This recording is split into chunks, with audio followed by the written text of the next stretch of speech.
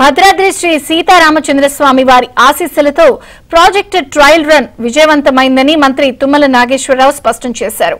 CM Revanth Reddy పెద్ద మనసుతో వేగంగా పనులు సాగుతున్నాయని, బీజీ కొత్తూరు, పూసుగూడెం, కమలాపురం 3 పంప్ హౌస్లలో మొదటి లిఫ్ట్ ట్రయల్ రన్ సక్సెస్ అయిందని మంత్రి తుమ్మల చెప్పారు.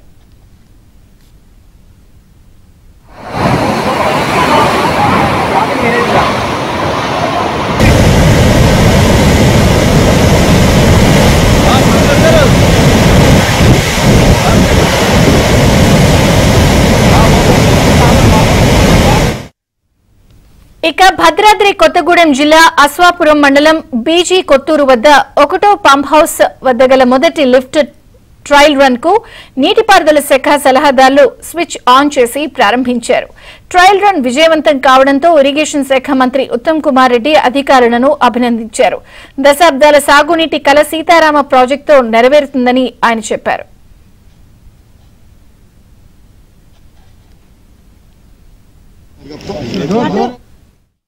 ముఖ్యమంత్రి గారు భద్రాచలం వచ్చినప్పుడు నేను ఆయన గారిని అడిగాను, కొన్ని డబ్బులు ఇస్తే ఆ కొద్ది డబ్బులతోటే ఈ 3 పంప్ హౌస్లు పూర్తి చేసి తప్పకుండా ఈ సంవత్సరమే నీళ్లు ఇచ్చే అవకాశం ఉందంటే పెద్ద మనసుతోటి ఆయన గారు అంగీకరించారు. దాని ఫలితంగా ఎలక్ట్రిసిటీ బోర్డుకి కట్టాల్సినటువంటి నిధులతో పాటు మిగిలినటువంటి పెండింగ్ వర్క్ అన్నిటికీ కూడా నిధులు శాంక్షన్ చేశారు. ఇది ప్రారంభం మాత్రమే.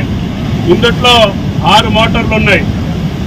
9,000 క్యూసెక్కులు గోదావరి జలాలు ఎత్తి ఈ కాలంలో పోసే ఈ మొదటి లిఫ్ట్ ఇరిగేషన్ బీజీ కొత్తూరు. దీని తర్వాత పూసుగూడెం సెకండ్ లిఫ్ట్ ఇరిగేషన్, 3వది Kamalapuram 3rd lift irrigation.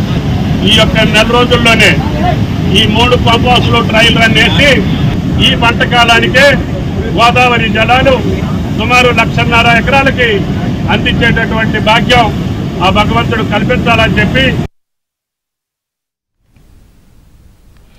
Bhadradri Shri Sitaramachandraswamy వారి ఆశీస్సులతో ప్రాజెక్టు ట్రయల్ రన్ విజయవంతమైందని మంత్రి తుమ్మల నాగేశ్వరరావు స్పష్టం చేశారు. సీఎం రేవంత్ రెడ్డి పెద్ద మనసుతో వేగంగా పనులు సాగుతున్నాయని, బీజీ కొత్తూరు, పూసుగూడెం, కమలాపురం 3 పంప్ హౌస్లలో మొదటి లిఫ్ట్ ట్రయల్ రన్ సక్సెస్ అయిందని మంత్రి తుమ్మల చెప్పారు.